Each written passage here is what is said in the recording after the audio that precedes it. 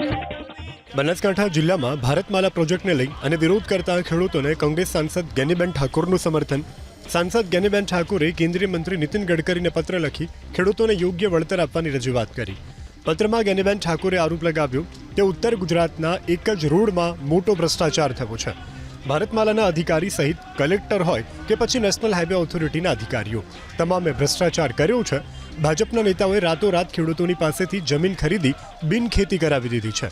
ખેડૂતોની 1500 વીઘા જમીનનું વળતર માત્ર 50 કરોડ રૂપિયા અને ઉદ્યોગપતિઓને 350 કરોડ રૂપિયા મળે છે।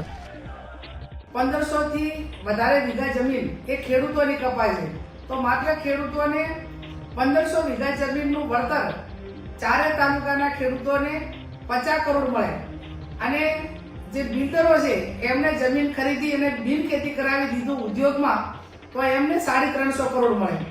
એટલે ક્યાં 1500 વીઘા જમીન અને ક્યાં 70 વીઘા જમીન।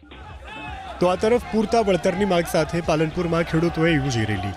ભારતમાલા એક્સપ્રેસ હાઈવેના જમીન સંપાદનમાં ખેડૂતોએ પૂરતું વળતર આપવાની માંગ કરી। ચડોતરથી પાલનપુર સુધી વિશાળ રેલી યોજી અને ખેડૂતોએ જિલ્લા કલેક્ટરને આવેદનપત્ર પાઠવ્યું। સરકાર આગામી દિવસોમાં યોગ્ય નિર્ણય નહીં કરે તો ઉગ્ર આંદોલનની ખેડૂતોએ ચીમકી ઉચ્ચારી।